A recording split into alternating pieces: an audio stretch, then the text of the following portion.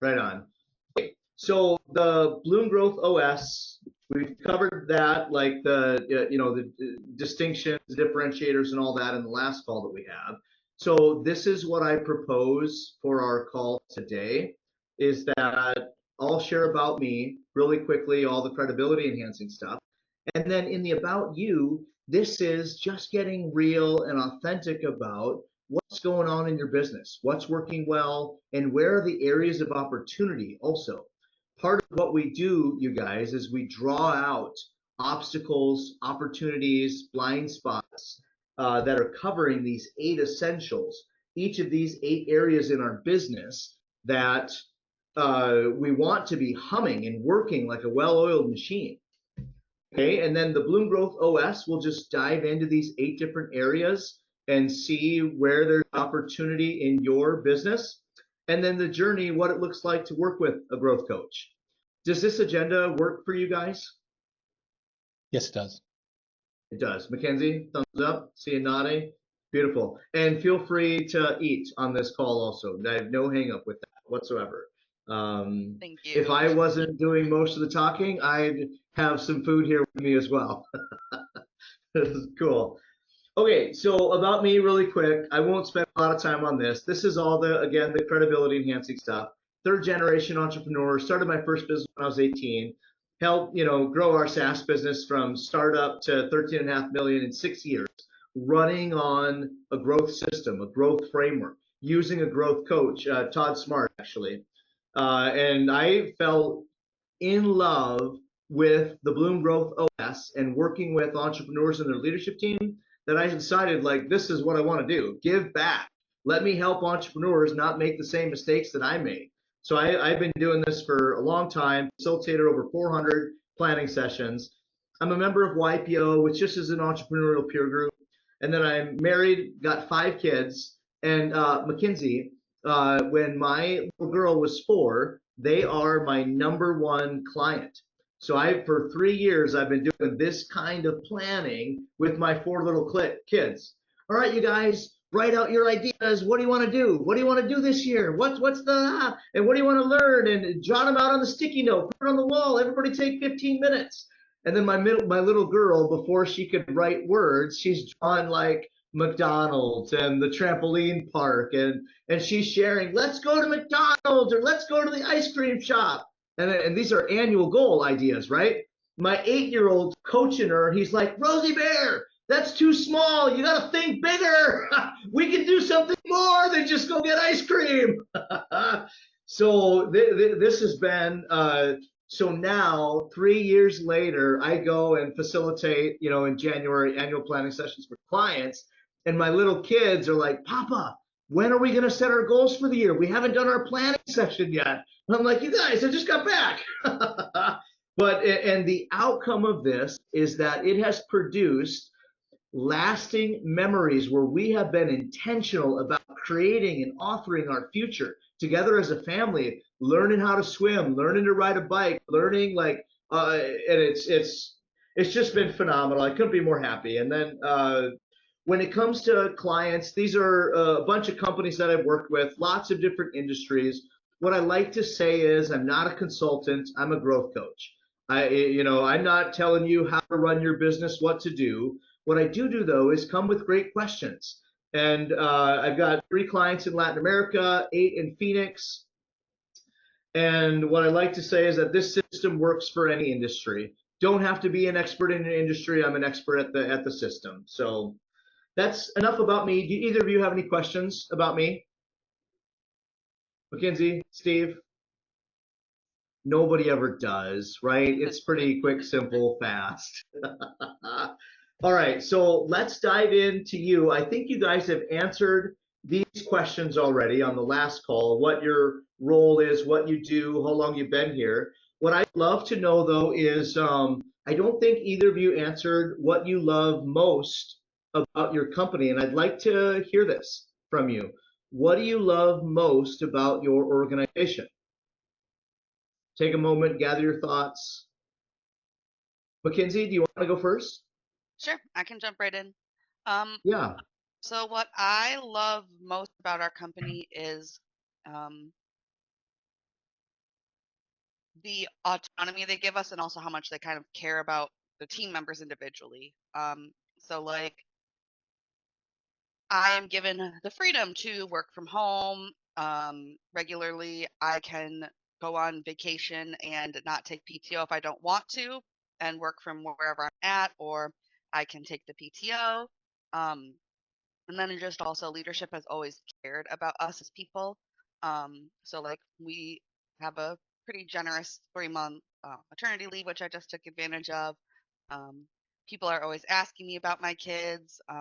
Actually, in my office, there is a framed picture or framed painting of a dog I used to have. That after she passed, Granular gifted me. So like truly they care about us. They let us know they care about us, and they kind of, as long as we're doing what we need to do, they give us the freedom to um, do what we need to do and how we need to do it. So Yeah, and I can see why that's so meaningful for you, Mackenzie, with a 2-year-old and a 3-month-old baby, to have mhm, that flexibility and still be productive at work. What a great, that's awesome. And mhm, I love, I refuse to work with any companies that put money in a higher priority than people. Yes, we have to make money. Yes, we have to grow the business, but this is not at the cost of or the expense of the folks that we have that are on this journey with us growing this business. It doesn't, and I will say when we invest in our people, it's actually the best way to grow the business. It's like, yeah, Steve, what about you? What do you love most about the business? Yeah, I'll build off that. It is the people. And business is like life. It's about relationships, and it's the only resource that is finite. We all have 24 hours in a day. And when you are doing work, you are spending more time away from your family during the work week with with people who are not your family. And uh, the people that we get a chance to work with, both here at Granular and our clients that we work with, vendors, partners. It that's the part that's really fulfilling. The question is what I love most about our company. I love when we have the ability to have talent. The intersection of people who are talented, people who are responsible, people who are able to put that to work and produce awesome things. And on top of it, just being great human beings. Those are all, we ask a lot of our team. You have to be really knowledgeable. You have to be very responsible. You have to be able to do all the little things, the things that are what you need to do to make a small business go, but also think strategically, know how to look around corners on things, know how to deal with numbers, but then also deal with having high EQ. That's a lot.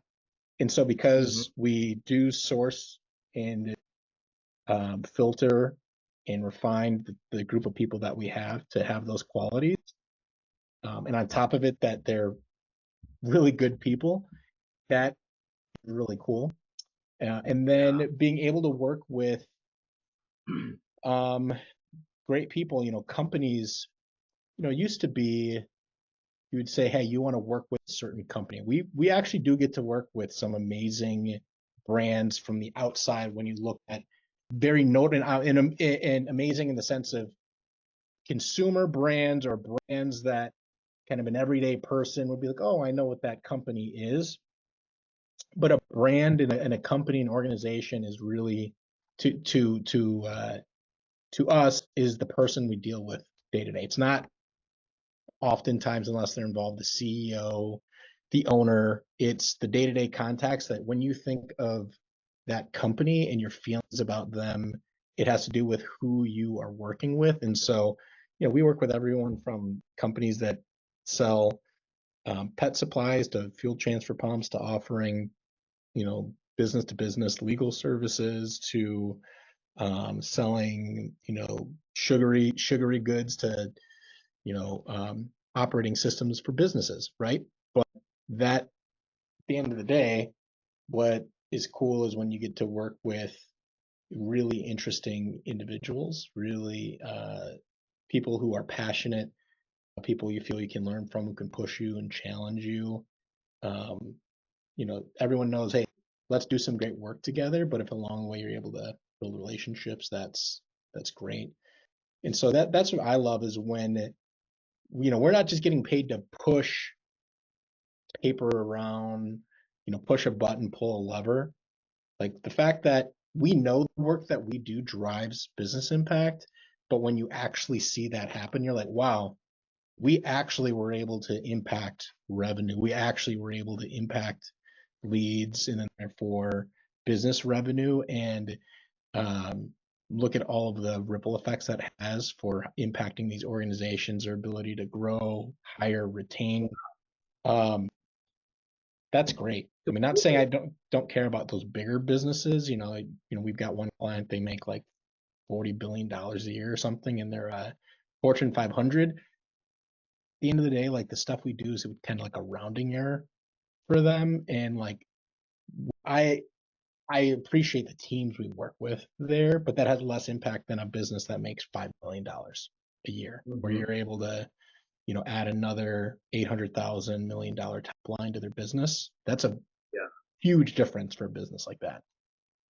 Yeah, well, you guys can be really proud. I mean, you're connecting the dots, especially if you believe in the product or service that your clients have, and you're connecting them with the right consumer, client, customer.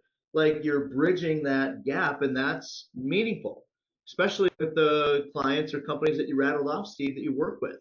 I mean, you guys can be super proud when you find an entrepreneur that's in transition and we find this new career path where they can use all of their experience and give back to the next generation of entrepreneurs that impacts that company and that leadership team. Like it's quite meaningful. How many employees do you guys have again? So we have, let's just call it 21 full-time employees. Okay, awesome. This is great. Thank you for the context, the background. I love your answers. I love people centric, client centric. I'd be willing to bet that you have a high level of client satisfaction with the companies that you work with the way that you guys engage and the way that you show up. When we take care of our people, it just like translates or flows into all of the work that we do. So the next question that I have is this one, and I'd love to have you guys take a moment to think about this. But what's the one decision or topic that we avoid, or that we haven't addressed, or haven't solved, or haven't figured out, that if we actually solve this, if we figured out a solution or we addressed this, it would benefit us, it would impact our business positively? And these could be things like problems we haven't solved yet, could be topics that are just uncomfortable bringing up and we're just kind of ignoring them, or it could be an opportunity that we haven't leveraged. Mm-hmm. Yeah, I mean, I've got two, right out of the gate here that come to mind, and then there's some other ones, but I can go first and be interesting to hear Mackenzie's input. So the first I would say is around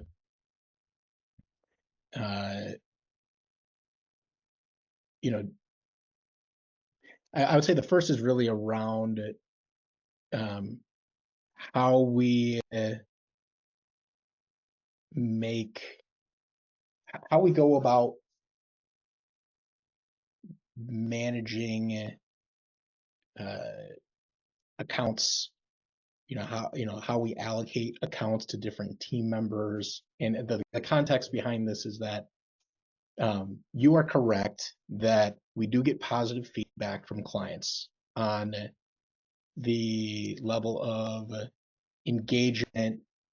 They know that they feel heard, and they see that in the action in terms of how we follow up. They appreciate our communication. They appreciate our reporting. But at the end of the day, the numbers are the numbers are the numbers. And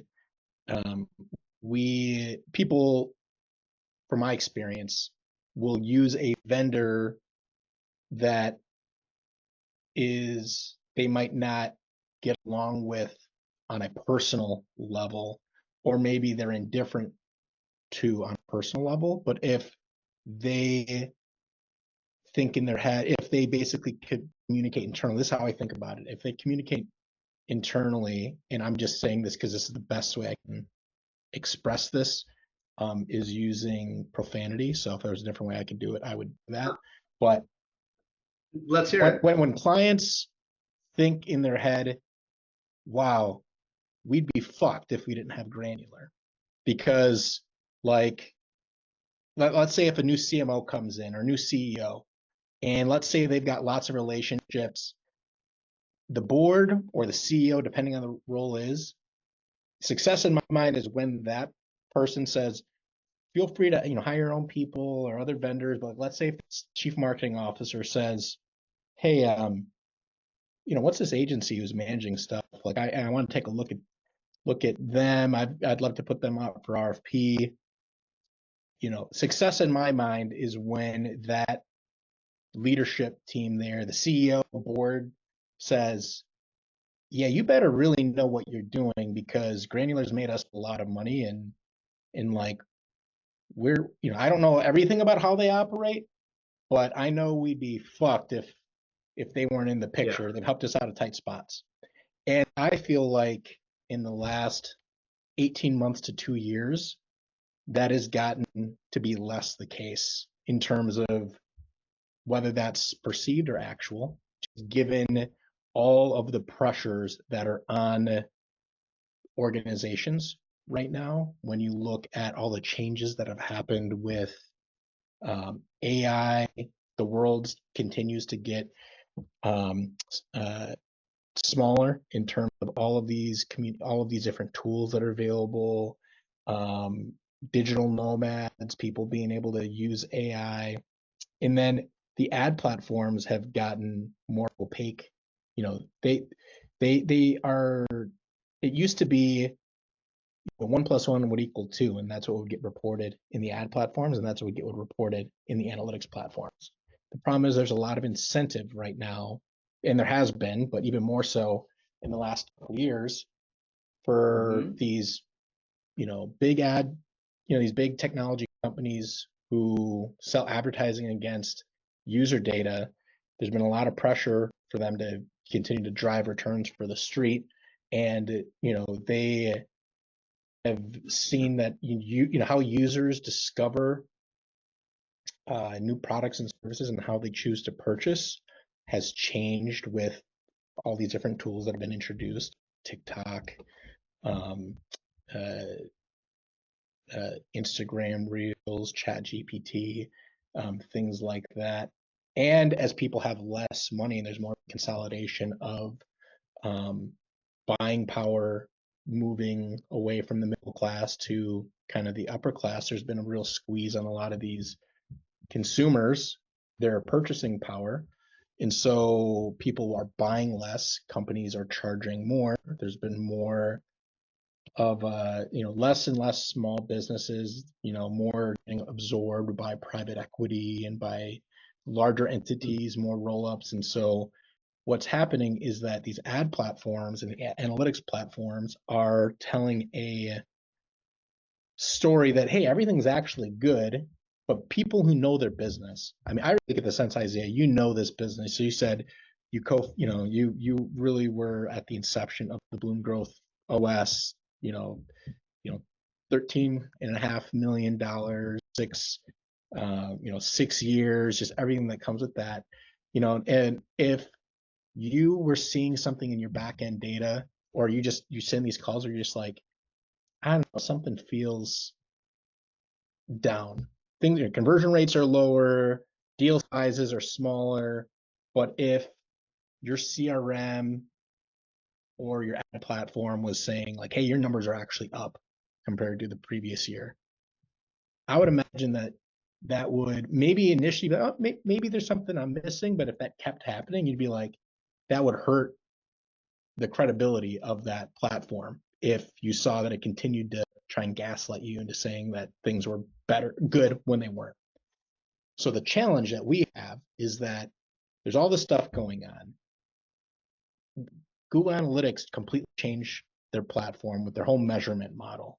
All these ad platforms have changed. There's all this signal loss. And so, and there's AI that's gotten introduced. So there are things that our team has done that have, things that we've done to be successful to get us to a certain point with a client. Team, talented knowledge workers who are really talented analysts who have a playbook they use for, hey, this type of client, here's the thing that I have done. And, ad platforms have changed things, but more or less I do this and I get good results.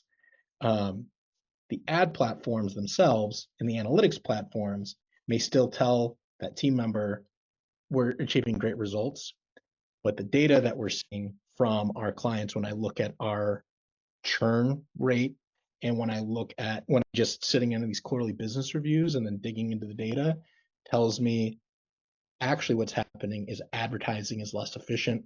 So you're paying more to get the same traffic and it is converting at a lower rate, which means your customer acquisition cost is a lot more. And then the customers you are getting have a lower deal size than they have, or a lower, average cart size. And so the challenge I have is, how do you tell someone who had a lot of success in their career? And inertia is a powerful thing. Habits, very powerful. They're very difficult to break. How do you tell someone you have to change this?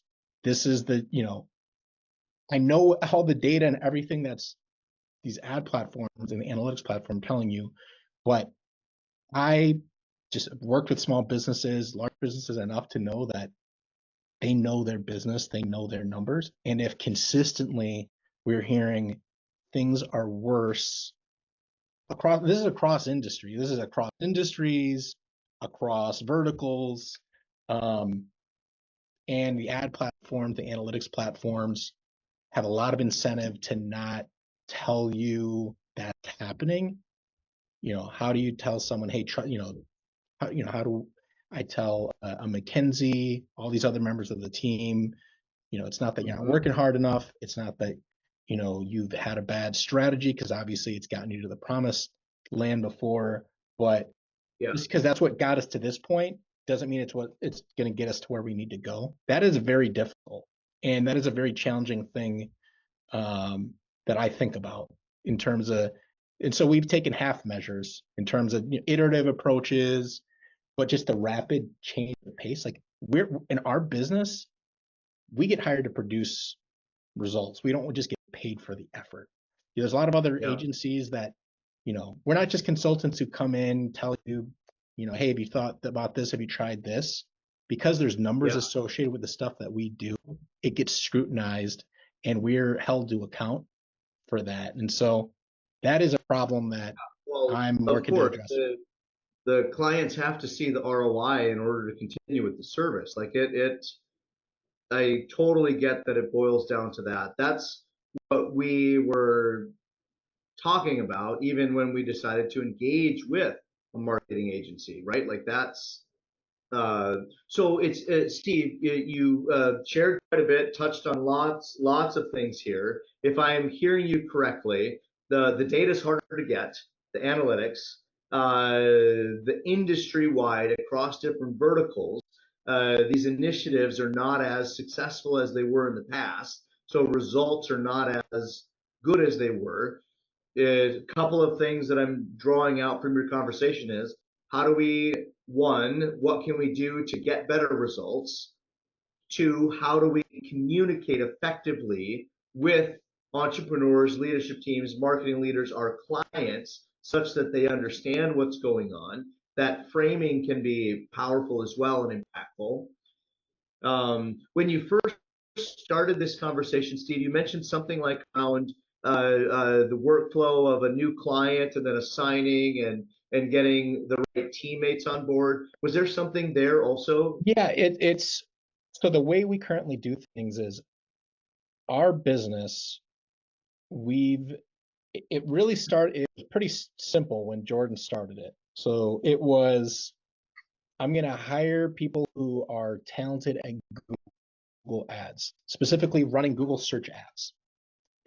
Experience doing that, and you're going to have a book of clients where you're managing everything end to end. The strategy, implementation, and the communication of the results to the clients. You'll have your book of clients that's going to be based off of, you have a monthly allotment of utilizable hours, and then we just make the delta between what we charge versus what once you have your cost of goods sold, then you're able to have enough profit to be able to run a business. But it was, as the business has grown, and we've adopted more platforms, Facebook ads, LinkedIn ads, YouTube ads, display ads, TikTok ads. When you add in all those different platforms, we didn't decide, say, we're going to have a Facebook ads team. We're going to have a Google ads team. We've decided to sell someone like Mackenzie. So outside of myself, Mackenzie's the next longest tenured person at Granular. So she's been here for this whole evolution pretty much. We've said, hey, Mackenzie, now you've got to learn Facebook. You've got to learn LinkedIn. You got to learn Amazon. You've got to learn these different platforms, and you have to understand analytics. So we don't do the specialization, compartmentalization, but part of me thinks there are certain people who are going to be better. They've forgotten more about an ad platform than anyone else in our team is going to learn. And so I think there are trade-offs that come from doing that, but is that a route to go down? Yeah, interesting. So there's, what I'm hearing is there could be opportunity around either specialization or learning these different platforms that what's the impact or the effect of this, Steve? So we had people that were essentially specialized, and now we're jack of all trades, for lack of a better term. And what's the impact that this has had on clients, even workflow, efficiency, quality? Yeah, I would say if you look at it from a business outcomes standpoint, I'll start there first. It was a very smart move for us because we decided to go very narrow, very deep within digital advertising, but it protected us by not being seen as a one-trick pony where all we do is manage Google ads because of how, this is December 2014. So how much, LinkedIn ads didn't have a platform at the time. Facebook ads was still nascent. So it's been very beneficial from a business positioning standpoint in our ability to land and retain business. As far as what it's meant in terms of client performance, while there is an overlap in a concentric circle of audiences between Google's network and Facebook's network, or Google's network and LinkedIn's network, there's enough differences where when you reach either different audiences or the same audience on those other platforms, 1 + 1 does equal more than 2, where it can give you the ability to drive more incremental revenue versus if you had taken that, let's say you're spending $1 on Google and you're saying, oh, well, technically there's enough audience where I can spend another $1 on Google to get more reach. But if you took that same dollar and applied it to Facebook, we're seeing that what you actually get in outcome is more than if you just put that strictly into Google. And so it was having that sort of positive business outcome. Plus, there's certain targeting that you can do there, where if you want certainty, where you couldn't get it with Google, where to a certain, you can't control who opens up a mobile or desktop browser and types something in, but you can do that. You can choose who you reach an ad with on platforms like Facebook and LinkedIn. So it had positive business impact to our business, but also for clients' businesses, we would see that it was great. And frankly, it made us a lot stickier because if you kind of have this land and expand, like, boy, it would be a real pain to find someone who can do Google ads and do Facebook ads and be really good at reporting. And within the budget that a client allots for these initiatives or efforts, do you make recommendations on these different platforms and how much to spend based on the forecasted ROI that you think you'll get for each one? Because you'd Yes. want to maximize it across all of them, right? Yes. Now this is the thing that's interesting where there isn't a science to this. Like when I mentioned there's a playbook. Sure. So you'll have, we're granular. Granular literally in the name, it's like, hey, we're going into the details, granular, data-driven digital advertising company. But the reality is there are preferences that each individual manager, Mackenzie mentioned at the start of the conversation, one of the things she loves about granular is autonomy. If Mackenzie has a certain flavor or approach of what she feels works best, there are guardrails or kind of best practices. But if she's like, someone else might do a split of, 80-20. If she's like, hey, I'm going to go 70-30 on Yeah. that's something where, we, if she knows what the goals are, the KPIs, and has her experience, we're not going to say, no, you have to do it, you have to do 80-20 on the split. We do offer that autonomy to, and based on how it performs, then we can adjust. Yeah, got it. Well, Steve, thanks for all the information and the sharing. Let's give Mackenzie an opportunity. So, Mackenzie, you've had a lot of time to think here. You've probably got a handful of items, but from your perspective, Mackenzie, what's the one decision topic that if we avoid or we're ignoring it, procrastinating, etc., that if we did something about this particular issue, obstacle, or leverage this opportunity, would provide a big impact for the business? We'd love to hear your thoughts. So I kind of similar to Steve, I have two. Um, I think one thing we really haven't solved yet is like Steve mentioned, I love my autonomy. Um, and I'm also one of the most tenured people here, so I have a certain background and knowledge. Um, but how we get other people to that level, we are trying to put processes in place, but other people who are at my similar level, like we don't agree on processes and what you should and shouldn't do because we have different approaches. And some of us don't want to follow the process that somebody else puts in place. But also we have more junior staff who were, like Steve mentioned, like trying to trade. Like when I started, you're trained on Google search ads, and like I got to slowly learn, like, oh, I'll try Facebook here and there and learn it slowly over years, and LinkedIn again slowly over years as they added. Well, now someone's coming on, they're having to learn 5, 6 platforms. Um, they're trying to catch up. So like just that dissemination of knowledge, getting people to be an expert because they kind of are now jack of all trades, master of none. Um, Instead of, okay, master this one, then move on to the next, then move on to the next, like I got to. So, how we get that knowledge out so that we don't have people who are just kind of handicapped in those. And then also create processes that are followable for the people who need them, but breakable for the people who don't need them, or that.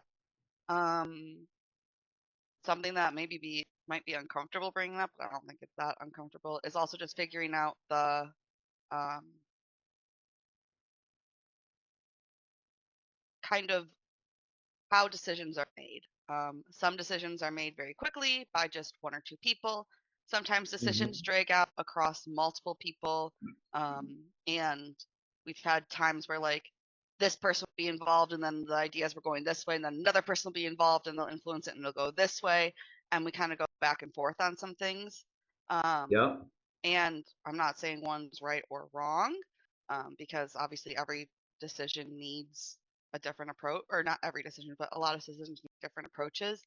Um, but it does sometimes create confusion for people to be like, okay, what is actually going on here? Or if I talk to this person at this time, we're doing Oh, this, and then all of a sudden I hear it's now switching to this. So I think that would be like the uncomfortable thing of, and that's probably more from just because where I sit, because I Yeah. am in that middle ground. So I am not fully in the decision making process, but I do get input. So I kind of am in that middle ground where I hear more of the changes back and forth than like a junior member person or someone who's not in a leadership position where they just get the final decision. And that's so Yeah. maybe it just me needing to work through that part. But that would be kind of the uncomfortable one. Yeah, Mackenzie, thank you for being courageous in your sharing right now. This is so valuable to get your perspective. Sometimes we don't see it, and it really helps us get blind spot coverage as to what's going on and how things are actually getting rolled out, decisions that are being made. So what I heard was there's opportunity for process. Let's get the best practices process dialed in, people trained, onboarded, etc. We also have internal training opportunities of ramping people up faster, efficiently in these different platform systems, et cetera, Facebook, et cetera.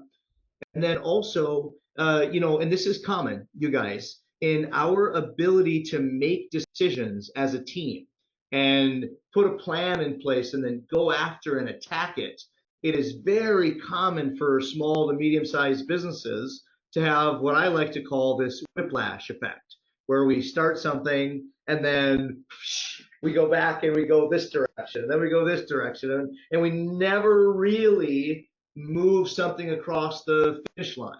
Our execution, and for whatever reason, right? Somebody else had a better idea, or this or that, or whatever, or we had a new, and it's like this shifting of priorities. And what happens, and the way that that affects us is it's a lot of wasted time and energy from our team. That's really the in the most raw, real way of stating it. That's what goes on. Um, I think I have enough. We could continue to ask more questions. I'm super curious about your guys' business. Thank you for sharing though. And in this sharing, you can see, and I'll dive in here to the Bloom Growth OS and ask some more questions as we kind of cover what this system looks like. It's a growth system. So the way that I like to think about this is each business, Mackenzie, you mentioned a couple of things. Steve, you mentioned a couple of things. If we asked each core team member, senior leadership team member, if we asked them similar questions, we would uncover different areas of our business where there's opportunity, where we have like this pent up potential.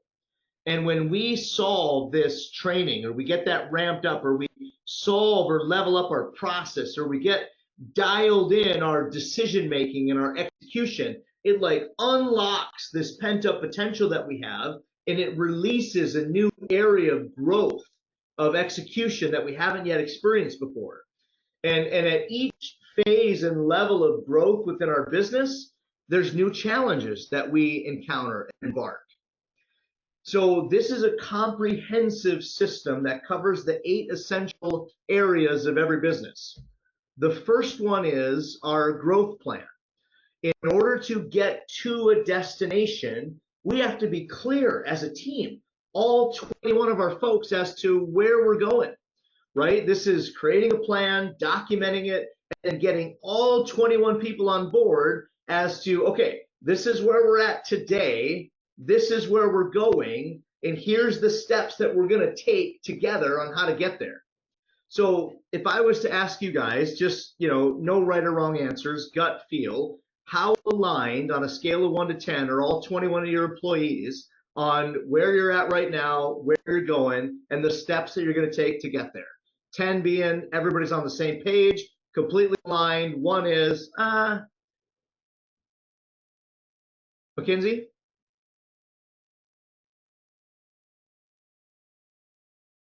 Um, say we're definitely at like a 6-ish, 6 to 7. Like I don't, or we're kind of in a transition, I would say, of like really determining what that growth plan is. I think all of our team members are on board with whatever we choose. It's just figuring out what that direction is. I love it, Mackenzie. Thank you. Steve, what would you rate it? Um, I mean, I would put us at, again, I'm a harsh critic, so I would say 4 or 5. Yeah, and there's no right or wrong answers here, you guys, right? As we're going through this. But essentially, what we've identified though is that there's opportunity. There's opportunity for us to level up in this area. In the Bloom Growth OS, we have a very simple one-page plan that gets us clear on where we're going in 5 years, 3 years, 1 year, and the next 90 days. It's part of the system, gets everybody aligned. This whole system revolves around simplifying our business, simplifying and prioritizing. I like to think of this as, when I go somewhere, we get in our car, we're going to go on a trip. The first thing that we do is we pop in the destination into Google Maps, Waze, or GPS to get clear on where we're going. And then that gives us the roadmap on how to get there. The only time that I don't do that is if I have a squabble with my wife and I just want to get out of the house and I don't care where I'm going to go. I just hop in and start driving. But how many times have you hopped in your car and you start driving and you're like, oh, shoot, I'm supposed to be going here. Right? That's what we're doing. We're getting everybody clear on our destination. Where are we going? And then and what happens is our human energy can look like this before we have a great growth plan in place. Mackenzie, you kind of hinted at this when you talked about how we're starting, and then the vision changes, and then and this is what it looks like. We're moving in different directions as a team, as an organization. Once you get a growth plan in place and you get clear with the leadership team in the first 90 days, and this is one of the things that we kicked off right away on this journey. Within the first 90 days, we get the leadership team completely aligned on what our growth plan is. And now our energy starts to move in a common direction and focus. Well, after 90 days, we get all of our 21 employees humming, dialed in, moving, rowing, and helping us make this growth plan a reality. We get everybody on board with their roles and responsibilities, their part in making this happen. So the next area, you guys, is people. This is right people, right seats. We're identifying right people by core values. These are not marketing core values that we beautify and have on our website, but these are actually what are the characteristic traits of being human that are a must-have in working here at Granular. That this is like our people filter. When we're hiring and firing and rewarding and promoting, and this is the definition of what it means to be a right person here within our organization. When we get this dialed in, and it sounds like you guys have a lot of great people, right? When you do get this dialed in, it really helps eliminate a lot of the drama and the friction, and you begin to coach your teammates on this, and it basically just levels up what it means to be a right person within our organization. We get language that allows us to articulate it. The other tool that is, and this is day one where we begin to work on this ideal future leadership team structures. So the way I like to think about this is we get our growth plan in place. Where are we heading? What's our destination? And then the next conversation is, what team do we need? What is the ideal team, dream team that we need in order to make this growth plan a reality?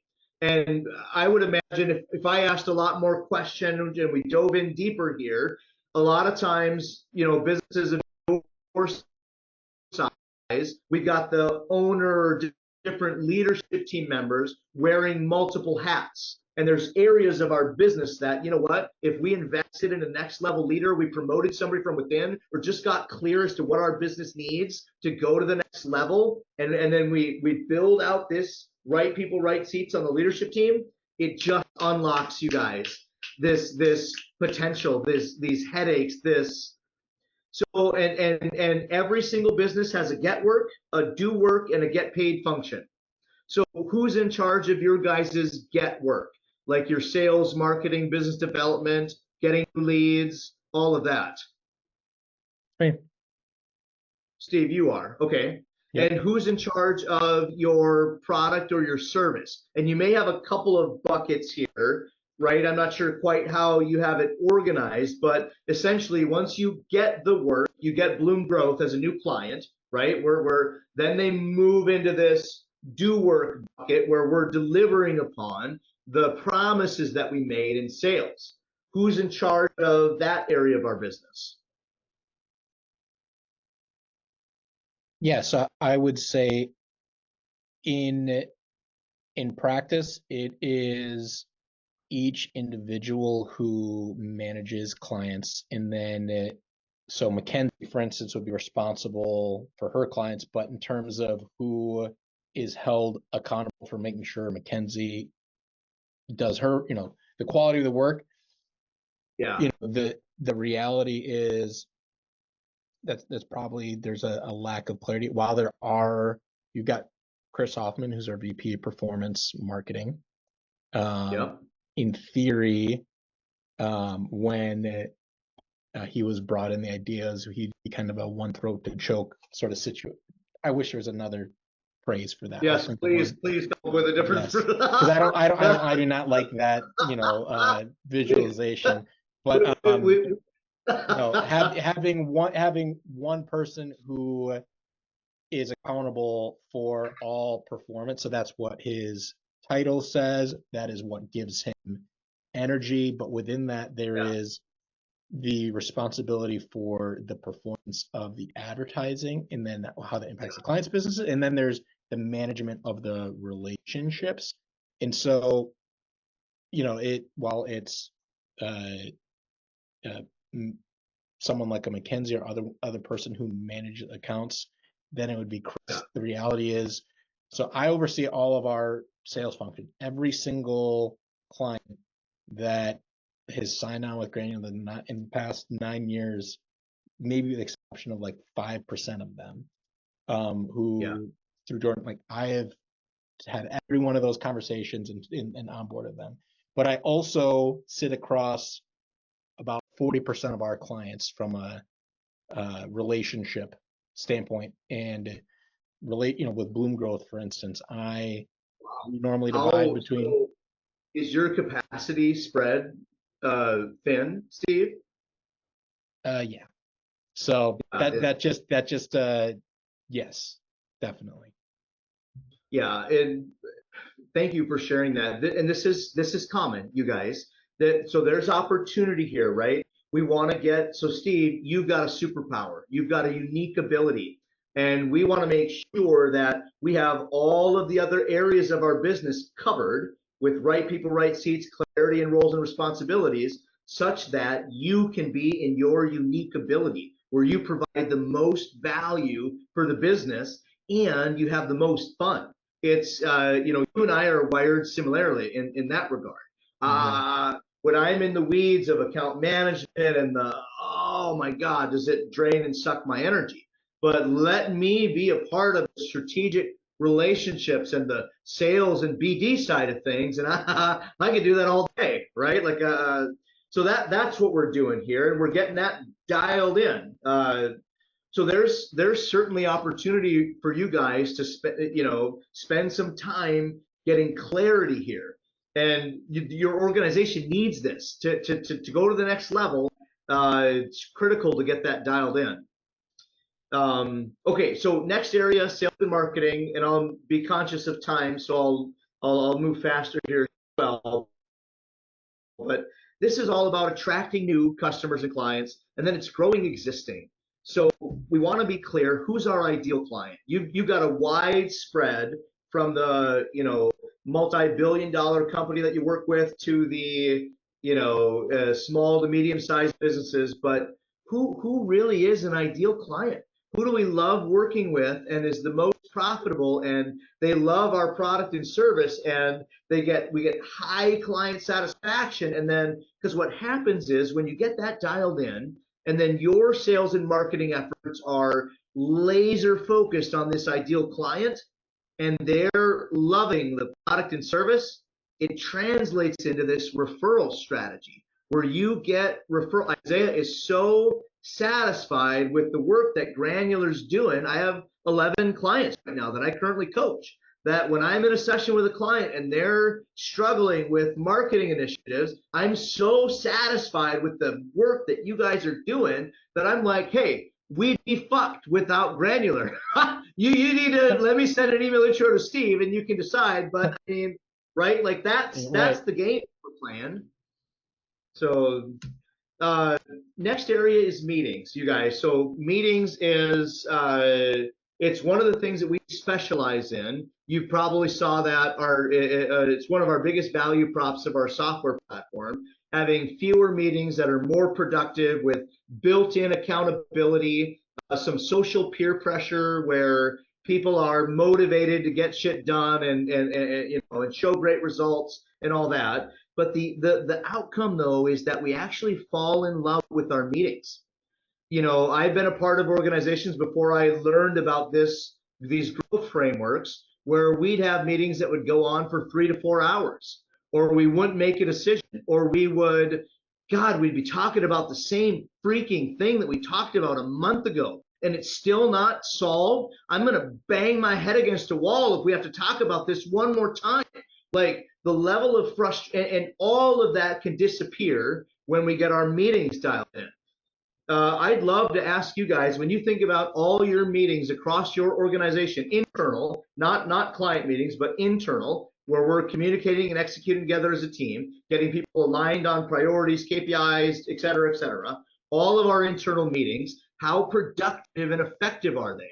How, if we, you know, if we polled all 21 folks and they had to rate themselves, how much do you love attending meetings here on a scale of 1 to 10? 10 means, God, our meetings are super productive. I love it. We start on time, end on time. They're amazing. And a 1 being, I show up late and I have my camera off because I can't stand, you know, how would you guys rate your internal meetings? Steve, what you got? 1 to 10. Yep.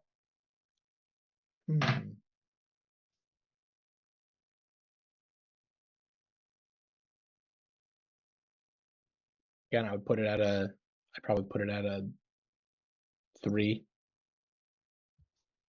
Okay. Thanks for your honesty and transparency, McKinsey. How would you rate our internal meetings? I'd give it a 5, but I'd also add the caveat that I tend to enjoy the meetings that I don't get as much done in. So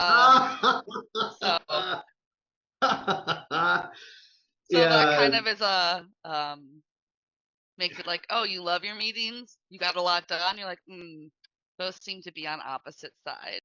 So yeah, and I would dare say that both of those things can be true at the same time. I know they can. Just yeah. So, Steve, if you can concisely state in like 30 seconds or less, why'd you rate it a 3? What comes to your mind?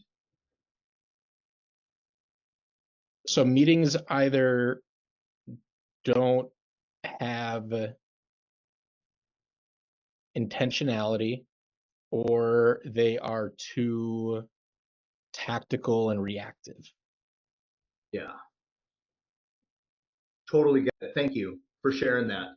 So, and this is common, you guys. One of the things that we kick off right away with a new client is this meeting structure. Okay, and eventually you get to all of these, but weekly meetings, one-on-ones, daily huddles, there's frameworks for running productive meetings that are actually fun and engaging, and we get stuff done, and there's a personal connection in this check-in, not just all business, and it's designed to be human. And there's priorities that we're focused on and KPIs that are giving us insight and headlines where we're just sharing what's going on. Testimonials, we're communicating, where this whole meeting is tactical and it's communication and execution. We're taking to-dos and we're getting 90% of them done before next week's meeting. And then there's a spot where we can discuss opportunities and obstacles and actually a framework where we can make decisions, commit to the decisions that we make, and execute on that before next week's meeting. And you get into this rhythm of, oh my God, problem solving where we're actually taking the solutions across the finish line. And it's so rapid and awesome that if you make the wrong decision, you can course correct in a week because you have a feedback loop built into this. It's really powerful. And our clients, when they kick this off on day one, they rave about the value that they get in their first 3 to 4 meetings. It's like, this has transformed the way that we run meetings within our business. Well, let's keep moving. So finance and data, you guys get the value of this, right? You're doing this and working with this with clients. And then internally in our business, the whole goal here is that we have the right data at the right time so that we can be proactive in our decision making. We're not running around like a fire drill, putting out fires all the time. We have the right insight so we can course correct and be proactive with our decisions. A lot of times this looks like financial literacy, where we are educating our employees as to what the heck these numbers actually mean. It's the first step in getting people on board and impacting these numbers in the right way. And then what this translates to in a granular sense, no pun intended, is in our weekly meetings, we have the right KPIs or leading indicators from sales, ops, finance, etc., that give us insight into how well are we doing in running and growing this business. We have somebody that owns a metric, a goal for the week, and these are the activities that produce and predict our financial outcomes. And this can take anywhere from an hour to a year to perfect. It's an iterative process, but what happens is I mean, my goodness, you guys have, Steve, you know this, right? There are activities that you do from a sales and marketing perspective within your business that generates leads, whether it's referrals, whether it's your own digital ads that you do, whether it's calls, networking events, whatever it might be. You do enough of those activities and it produces a certain amount of discovery calls. And then that produces a certain amount of new clients, and then they go into the product production side of the business, and we have the right metrics that give us insight to how well we're doing there.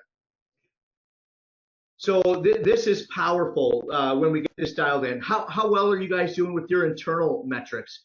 We found that tracking these weekly is the right time increment that gives us insight so we can course correct.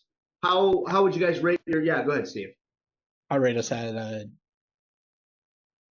9 on this. We have things very dialed in from a dashboard. I mean, going back to 2018, I've had every single email that I've ever sent tracked, collated, organized, associated with a deal. We've got a dashboard. We have everything connected with Harvest, which is our time tracking. We have Basecamp, which manages our project management. We have all the different ad platforms. We have, we know we've got PandaDoc, which handles our contracts. So we know our numbers very well in terms of all of this stuff. So I would say this is a strength area for our business on the quantitative side. Now on the qualitative side, in terms of the last 2 years, the last year and a half, we've only been able to get to the client net promoter score, but we've implemented a survey, an onboarding survey. So after 60 days, all the client contacts we work with get a survey sent to them. And then something instituted at the start of this year is a client offboarding survey as well. So that's something I would put us, compared to a lot of other organizations I've talked to, I think we're good here. Yeah, that's awesome, Steve. Congratulations. And I would expect, as we look across these 8 essentials, some of them you're going to be doing really well, and others there's opportunity for improvement. right? So, and I would expect with the level of data and insight that's required to provide to your clients that I would expect that you guys would have this dialed in. And congratulations. This typically is a lot of work, and small, medium-sized businesses are not as far along as you guys are in this conversation. So next area is process. If I can just provide some insights here, right? Kind of going off script a little bit. There's two areas of process that I've seen people screw up, and that we screwed up for the first 6 years. It's this like process overload where we're documenting everything, and now we've got hundreds, maybe even thousands of PDFs, checklists, and Google Drives that are collecting dust and they're not actually being used. That is not what helps our business improve the speed and quality of our recurring tasks. Okay, so the outcome of process is that allows us that the activities that we did yesterday, that we're doing again today, and we're doing again tomorrow, that we simply have the best practices documented. And sometimes, Steve, this looks like a pipeline or a workflow in our CRM for our sales process. Sometimes it's a workflow in our project management system. When we kick off a new client, it then creates these 10 checklists of steps, and we do every single one of them every single time so that our experience is consistent. But that's the value process. So then our employees are not using their brain power to try to figure out how to do these repetitive tasks. We have a process, a best practice. Yes, we iterate on it. Yes, but we have an agreed upon, this is the best way to do this. And until somebody proves that they have a better way, then we're going to follow this. I mean, it's until we dialed in our sales process. I don't know if you guys met Regis or if you've demoed our software, but Regis, our best sales guy, he had like a 20% higher conversion rate than the rest of our salespeople. Well, finally, we got smart and we're like, well, what the heck is Regis doing? We should probably figure out what he's doing and document that and train and teach the rest of our salespeople. And when we finally did that, the conversion percentage across the board increased by like 10 to 15%, just because we documented and dialed in and trained and then role played this best practice agreed upon process. It improves the speed and quality of our recurring tasks. And when you really have process dialed in, you can measure the key stages that give you insight into that speed and quality. And this is what allows McDonald's to be consistent all over the world, right? You know,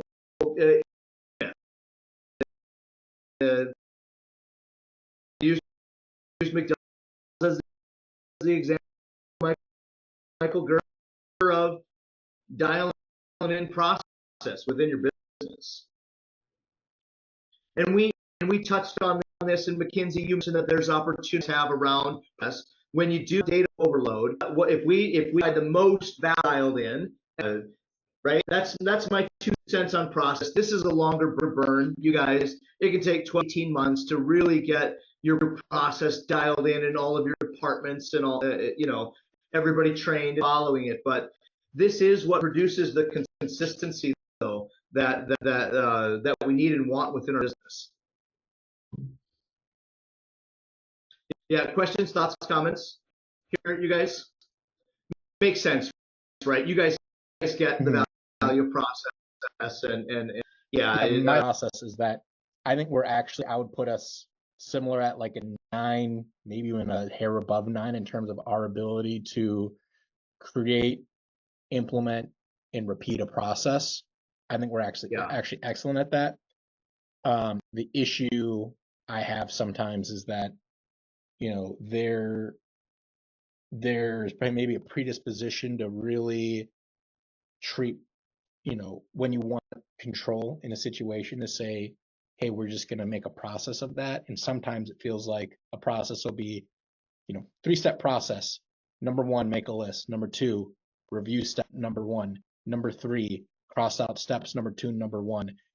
Great. Yeah, we completed that. But it's like, well, was that even impactful though? Like that is Totally. where I have some challenges. And sometimes,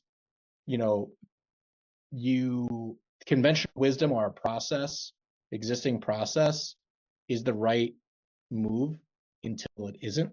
And so that's where it does come back to what you'd shared at the start of this in terms of, goals, vision, values, because that should really, be the framework that's used to make decisions in terms of, all right, is the process we're using the correct? Because if it conflicts with what we want to do there, then we need to change that process. Yeah, totally. Thanks for that, Steve. The next area is technology. Go quicker here, but every business has internal tech, external tech. When we implement the Bloom Growth OS with a client customer, the software is so essential, the Bloom Growth software, to managing and leveling up the communication and execution. It gives you a platform to execute all of these things that we're building out together as a team. And then the client-facing tech can become a differentiator where it's easy to do business with you. It's an enjoyable experience. This can look like client portals. It can look like that. I think that's one of the most common ones. It can look like AI. Having AI available, and lots of different ways that this can morph and translate. But your tech is simple, effective, and efficient within your business, right? And you mentioned a bunch of different tech, and I'm sure you guys have a lot of your tech dialed in, especially which allows for people to work remotely. You have to have your tech dialed in order for that to be a reality. And then the next area, last but not least, is the elevate relationships. We've built out proprietary 3-year journey of exercises that build and produce a high-performing team that has the foundation of vulnerability-based trust. It's a forum-like experience where we're creating a deeper bond and connection as a team. We're creating a safe space. Mackenzie, you didn't seem to struggle with sharing some of the areas of opportunity that you see. But we want that level of courage that all of our employees can experience that. And we don't have any blind spots within our business. Psychological safety, willing to take risks. This, our clients have said things like, when they embarked on this journey, they've been working together for 15 years with their teammates. And they said, I've learned more about my teammates in the last month than I have in the last 15 years. This is going deeper, building strong relationships with trust as a foundation. And it allows us to move and execute faster when we don't have to tiptoe around conversations, or we're afraid or scared to say something, or we're walking on eggshells. And Steve, a lot of times this can be with the relationship with the owner of the business. There can be a certain level of fear associated with sharing or addressing, or Steve, one of the things that I'd like to invite you to consider is, in the couple of times when you've shared your answers, even on this call, I had a hard time following where exactly you were trying to, and I had to kind of recap, and this is what your employees experience, right? And I'd invite you to be concise in your sharing, and it'll allow your teammates to be more clear, and it'll just create this next level of expectation and clarity with your team. And we want to be able to create this safe environment where we can have this level of feedback, and you're not taking it personally, you're not getting defensive. This is all for the greater good, for us to reach this growth goal that we have of taking this business 5x in the next 5 years, or whatever it might be, right? For our growth plan that we have. A big component of that is that we have our relationships dialed in, that we can operate in this kind of way as a team. And this is powerful. I could share story after story of the impact this has. on the clients that we work with. So in wrapping this up, so this is a 3-year journey. And what we do is, as growth coaches, is we work with the leadership team, the smallest version of your leadership team. It's either in person or virtual. It's a 8 to 5 planning session where we systematically work through these 8 essential areas of your business, and we build a better business. Just like we talked about, there's opportunities for improvement in the way that you're running meetings. There's opportunities of improvement of getting everybody aligned on where we're going as an organization. There's opportunities on our roles and responsibilities and clarity with our ideal future leadership team structure. And when we dial in all of these different areas of our business, it unlocks this pent-up potential that we have, and we experience the growth that we want to. So it starts with a day one. Again, this is off-site, either virtually like this or in person, and we're spending, a full day working on building a better business. And then we reconvene on day 30, and again, 8 to 5, and we're introducing new tools, and we're iterating upon the tools that we built in day one. And on day 60, again, we're building a better business every time that we're together. By day 90, we have our growth plan in place, our core values articulated, our roles and responsibilities and ideal future leadership team structure in place, and we're ready to get the 21 other folks within our organization on board with helping us make this growth plan a reality. And then as a coach, we meet once a quarter with you and the leadership team, and we reset. We get back into this high level godlike view and strategize again. And then every quarter we introduce a new tool, and we do another, team health exercise where we're building a better business and building a high performing team. That's what the journey looks like of doing this. The cost associated with this, it's 30 grand a year. It's billed monthly at just $2,500 a month. And then it includes all of this support from a growth coach on this journey.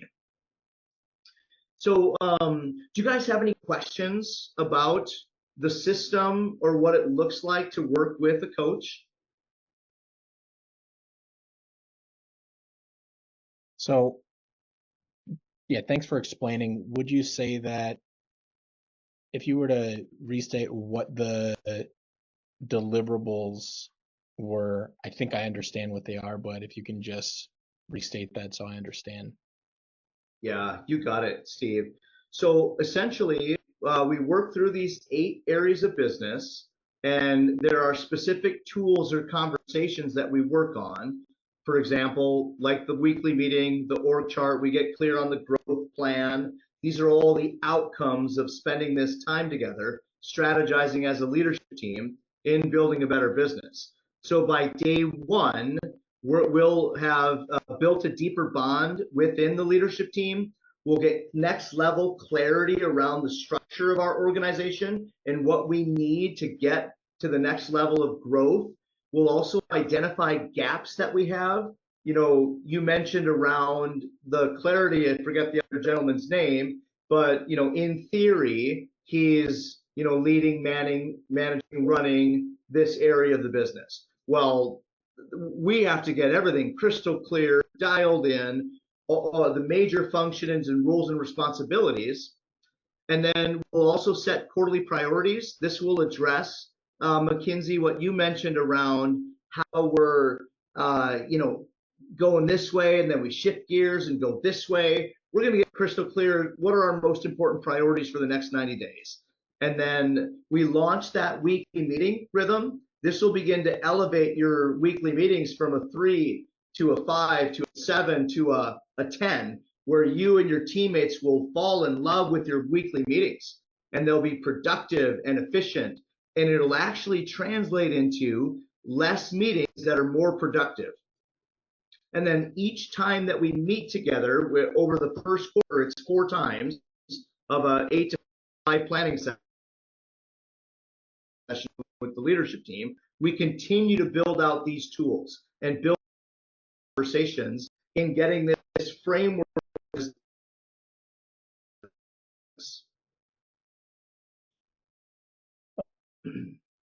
Okay. Yeah, that actually sounds pretty crystal clear. I guess my other question is for the 8 meetings that happen for these offsites, would we be responsible for the travel and accommodations for the Bloom Growth coach? Yeah, if they're in person, there's normally, we can, if you guys are interested, I know we did this as just to give you an introduction, right, to what this is. And there's no pressure, you No, guys. I'm Please just don't. We'll continue to work with you as a marketing firm, right? There's no pressure here. But we do have coaches across the US, so we could find somebody local, more than likely. If there is travel or you wanted somebody specific and wanted them to travel, normally there's $1,000 travel expense, right? That includes airfare, lodging, travel, Ubers, food, all that stuff, right? That way, if somebody wants to fly business class, they're not expensing that. It's just a standard travel stipend. sure. Yeah. And then how does the software subscription component play into this? Yeah, that's a great question. The software is separate. So the 2,500 a month, 30 grand a year is for the coaching services of having an experienced entrepreneur with you in the room helping you build this out. And then the software has its own separate subscription, and it's just $149 a month. It includes 10 users. You get 60 days at no cost to get started, and then you can decide if you want to continue to use it or not. But it's a no-brainer. The software it manages all of the inputs and outputs of this system within your business. Okay, so like what percentage of people would you say who are using a Bloom Growth coach are also then using the software? It's a great question. 100%, Steve. Or like 99, right? Like when you start to do this, our software was built specifically for a growth system, and trying to manage this stuff in Monday or Google Sheets or whatever is a nightmare. And for 149 bucks, you get 15 times the value to have all of this templated out and for your use. So yeah. Yeah, I mean, you look at that, if even at, because it'd be like $3,600 a year if you're talking about 10, what would you say is $150 a month, up to 10 users. We have 20 users. So yeah, I mean, that as far as like SaaS goes, is pretty affordable. Yeah, And it'd you're be in for a like penny, in for a penny, in for a pound, right? If you're saying, hey, I'm right. gonna commit to doing this for 2,500 a month, but more so just the time I'm gonna orient this, like, well, you're not gonna pay the $150 a month for the software as well if they say that's the best way to make the system work. Yeah, right. Yeah. Hey, and here's Steve, here's a trick. So whenever we close these, so if you notice at the beginning, this whole presentation is based on Sandler sales. So it Mhm. started with an upfront contract. Here's the agenda. Do you guys agree? Everybody says yes. But what it does is it puts you in control of the meeting, right? And then at the end, what we do to follow up is, answer all the questions, all that kind of stuff, right? And then I just say, Steve, do you want to debrief with McKinsey? And then you guys make a decision if you want to do this or not. And then would you mind following up with me? Just shoot me an email and let me know what you decide. Yeah, that's reasonable. Okay, great. And when do you think you'd be able to have a decision by? It's Wednesday afternoon. There are a couple other people I want their input. We've got a meeting tomorrow. I think realistically, if by next Tuesday, I think it'd be a reasonable timeline to give you an update. That's perfect. That sounds great. So Steve, if I don't hear from you by end of day Tuesday, I'll just shoot you an email just to ping you, just to remind you. So, and I just want to say in closing, you guys, that I had a lot of fun. It was great to get to know you, to dive into your business, to be curious. I'm like a nerd on when it comes to business, right? And I just want to say that if you guys decide to do this, I'd love to work with you. And if you want a local coach, we'd find a great entrepreneur that we can connect you with. So thanks so much for taking the time to evaluate this today. And I think it'll give you a really good understanding as to like what we do. And I'd be willing to bet that you can see the value that we provide I mean, this is like, clients, oh, I doubled my business in 2 years. I got my life back. I mean, it just, this expedites your growth and it makes it more fun. These are all the outcomes that come of, doing this within your business. Yeah, Okay, this so is great. yeah, any final questions, you guys, before we go? I don't have any. No. Alrighty, cool. Well, hey, have a great rest of your week. Thanks for your time today. Thank you. We'll catch you later. Thank you. All right. Bye. Bye. Bye.